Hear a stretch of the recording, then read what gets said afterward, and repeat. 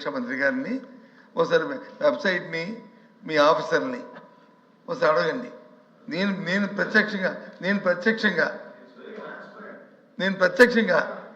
చెప్పలేండి.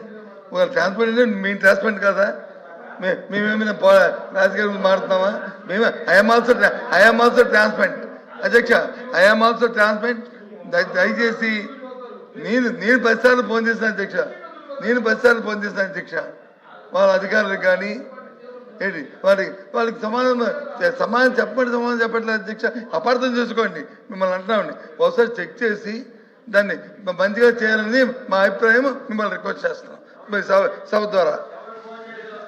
అధ్యక్ష చెప్తాను నేను మనవి చేసేది అధ్యక్ష, ఒకసారి అధ్యక్ష ఇది అయిపోయినండి చెప్పేసి.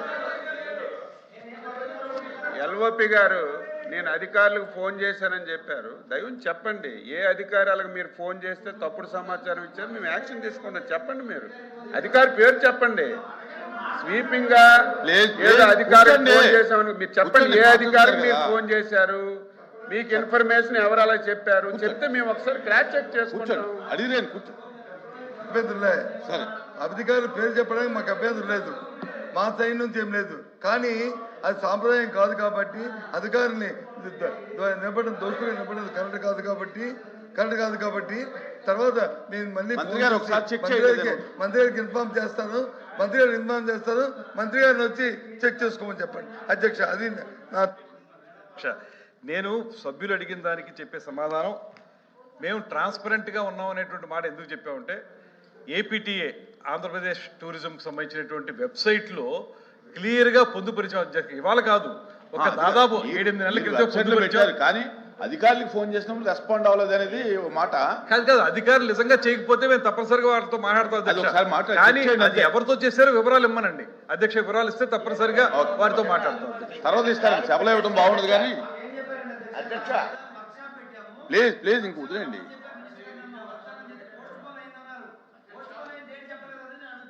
ఓకే సార్, కూర్చోండి మాధవ్ గారు, కూర్చోండి సార్ ప్లీజ్. ప్రశ్న వేసింది నేను అధ్యక్ష. చెప్పండి, మీకు ఏం కావాలి చెప్పండి. ప్రశ్న నేను వేశాను. ఓకే, హౌస్ లో ఎవరైనా దాని మీద మాట్లాడే సంప్రదాయం ఉంటే హౌస్ లో ప్రశ్న నేను వేశాను. ప్రశ్న నాకు మీరు మంత్రి గారు సమాధానం ఇచ్చారు, కానీ మిగతా సభ్యులు అందరూ కూడా ఇంటర్ఫీర్ అవుతున్నారు. రేపు ప్రతి ప్రశ్నలోనూ ఈ విధంగా ఇంటర్ఫీర్ చేయడానికి అవకాశం ఉంటే పరిశీలించండి అధ్యక్ష. ఏముండదు కానీ ఆయన పెట్టుబడి పెడుతున్నారు 200 కోట్లు అని చెప్పినప్పుడు వినండి వీర్రాజు గారు, మీరు పెద్దలు అర్థం చేసుకోవాలి. 200 కోట్ల రూపాయలు పెట్టుబడి పెడుతున్నాం మా ఇన్వెస్ట్మెంట్, కనుక మాకు రెస్పాన్స్ లేదని చెప్పినప్పుడు దాన్ని ఎలా చేయాల్సిన అవసరం ఉంది. రాష్ట్రానికి పెట్టుబడులు వస్తుంటే అది ఎలా చేస్తే దానిని మీరు రేపొద్దున్న ఎవరైనా ఇన్వాల్వ్ చేస్తారని అడిగేదానికి అర్థం లేదు.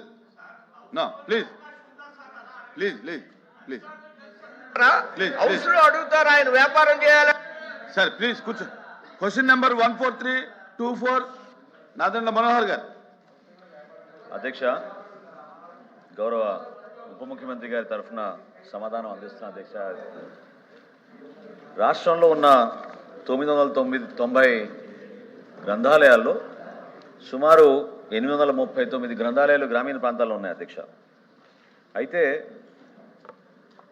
అక్టోబర్ 28, 1981 తేదీన విద్యాశాఖ GOMS 1217 ద్వారా జారీ చేసిన ఉత్తర్వుల్లో ప్రతి సంవత్సరం ఇంటి పన్నుపై ప్రతి రూపాయికి 8 పైసలు గ్రంథాలయ పన్ను ఆంధ్రప్రదేశ్ రాష్ట్రంలోని గ్రామ పంచాయతీలు వసూలు చేస్తున్నాయి అధ్యక్ష. వీటికి ఈ వసూలు చేసిన ఈ డబ్బులు సంబంధిత జిల్లాలోని జిల్లా గ్రంథాలయ సంస్థకు అది మొత్తాన్ని కూడా జమ చేస్తున్నారు అధ్యక్ష. గౌరవ ఉప ముఖ్యమంత్రి గారు ఈ బాధ్యత చేపట్టిన తర్వాత తీసుకొచ్చిన అనేక సంస్కరణలో భాగంగా స్వర్ణ పంచాయతీ అనే ఒక డాష్ బోర్డ్ క్రియేట్ చేశారు అధ్యక్ష. ఇక్కడ ప్రతి పంచాయతీకి సంబంధించిన వివరాలు, అది డిమాండ్ కావచ్చు, కలెక్షన్ కావచ్చు, లేదా అంతిమంగా మనం ఎంతవరకు బ్యాలెన్స్ ఉంది, నిధులు ఏ విధంగా ఖర్చు పెట్టారనేది పూర్తి వివరాలు మన రాష్ట్రంలో ప్రతి ఒక్కరికి కూడా అందుబాటులో ఉంటాయి అధ్యక్ష. బి ప్రశ్నకు సమాధానం, ఆంధ్రప్రదేశ్ పంచాయతీరాజ్ 1994 చట్టం ప్రకారంగా సెక్షన్ 46 7th క్లాజ్లో గ్రంథాలయాలు మరియు రీడింగ్ రూమ్ల ఏర్పాటు మరియు నిర్వహణ కోసం గ్రామ పంచాయతీలకు అధికారాన్ని ఇస్తుంది అధ్యక్ష. ఇప్పుడు గ్రామ పంచాయతీలు పబ్లిక్ లైబ్రరీని నిర్వహించడం లేదు అధ్యక్ష. ఎందుకంటే పబ్లిక్ లైబ్రరీ చట్టం 1960 తదనంతరం వచ్చింది కాబట్టి అందులో భాగంగా పబ్లిక్ లైబ్రరీస్ విభాగం వాటిని చూసుకున్న అధ్యక్ష.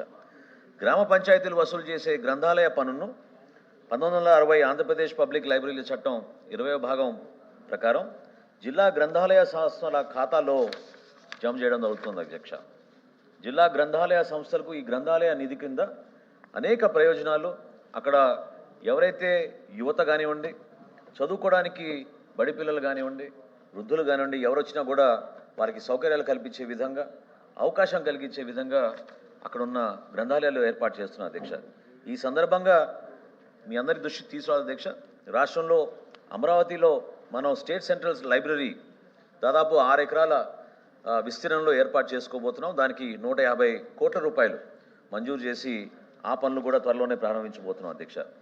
మొన్న జరిగిన డిఎస్సి పరీక్షల్లో కూడా గ్రంథాలయాల్లో ఎంతవరకు ఉపయోగించుకుంటున్నారు, ఏ విధంగా వాళ్ళు తద్వారా ఉత్తీర్ణత చెందగలిగారు, సాధించుకోగలిగారు వాళ్ళ కెరియర్లో అనే విషయం పైన వివరాలు తెప్పించుకుంటే పోలీస్ కానిస్టేబుల్స్ 348 మంది ఈ గ్రంథాలయాల్లో వాళ్ళు ఉపయోగించుకున్నారు అధ్యక్ష. అదేవిధంగా టీచర్స్ కూడా 360 మంది టీచర్స్ కూడా దీన్ని ఉపయోగించుకోగలిగారు. ఇక్కడ ఈరోజు గ్రంథాలయాల్లో మనం ఏర్పాటు చేస్తున్న అనేక సౌకర్యాల్లో భాగంగా వార్తాపత్రికలు, అదేవిధంగా పుస్తకాల కొనుగోలు, కొత్త గ్రంథాలయ భవనాల నిర్మాణం కోసం ఏర్పాటు చేశాం. ప్రస్తుతం ఉన్న గ్రంథాలయ భవనాల్లో మరమ్మతులు చేయాల్సిన అవసరం కూడా ఖచ్చితంగా ఉంది అధ్యక్ష. ఫర్నిచర్ విషయంలో కానివ్వండి, ట్యూబ్లైట్స్ విషయంలో కానివ్వండి, ఇవన్నీ కూడా. వీటితో పాటు గ్రామీణ ప్రాంతంలో ఉన్న రీడింగ్ రూమ్స్లో కూడా పిల్లల కోసం ప్రత్యేకంగా వేసవి కాలంలో శిబిరాలు ఏర్పాటు చేయడం అనేది ఒక ఆనవాయితీగా ప్రతి సంవత్సరం మనం తీసుకెళ్తున్నాం అధ్యక్ష. లైబ్రరీలు మరియు గ్రంథాలయ సిబ్బందికి శిక్షణ కార్యక్రమాలు, అక్కడ అవసరమైన స్టేషనరీ, వీటన్నింటినీ కూడా ప్రతి సంవత్సరం మనం కేవలం ఏదో ఒక వారోత్సవాల రూపంలోనే కాకుండా ప్రతిరోజు అందరికీ ఉపయోగపడే విధంగా అనేక కార్యక్రమాలు గ్రంథాలయాల్లో మనకున్న అవకాశాలని ప్రజలు ఉపయోగించుకునే విధంగా, ఆకర్షితులయ్యే విధంగా ఖచ్చితంగా రాష్ట్ర ప్రభుత్వం నుంచి ఒక పర్టికులర్ ఫోకస్ పెట్టి డిజిటలైజ్ చేయడానికి కూడా ఒక ప్రయత్నం చేస్తున్నాం అధ్యక్ష. ఇప్పటి వరకు సుమారు 200 గ్రామీణ ప్రాంతాల్లో ఉన్న ఈ గ్రంథాలయాల్ని డెల్ కంప్యూటర్స్ ద్వారా డిజిటలైజ్ చేయడం కూడా జరిగింది అధ్యక్ష. గోపిమూర్తి గారు. అధ్యక్ష, గ్రంథాలయాలు అనేవి విజ్ఞాన భాండాగారాల అధ్యక్ష. గతంలో విద్యావేత్తలు, సామాజికవేత్తలు అందరూ కూడా గ్రంథాలయాల్లో పుస్తక పఠనం ద్వారానే వాళ్ళు మేధావులుగా అయ్యారు అధ్యక్ష. దాంట్లో భాగంగానే డాక్టర్ బిఆర్ అంబేద్కర్ ప్రపంచంలోనే అత్యధిక పుస్తకాలు చదివి ఆయన ప్రపంచ మేధావిగా కూడా అవడం జరిగింది. ఇదంతా కూడా ఈ రోజున పుస్తక పఠనానికి సంబంధించింది. అలాగే మన సంఘ సంస్కర్త కందుకూరి వీరేశలింగం పంతులు గారు చెప్తారు అధ్యక్ష, చిరిగిన పుస్తకమైనా చొక్కా అయినా తొడుక్కోగాని ఒక మంచి పుస్తకం కొనుక్కో అని చెప్పి చెప్తారు అధ్యక్ష. అయితే ఇప్పుడు అటువంటి గ్రంథాలయ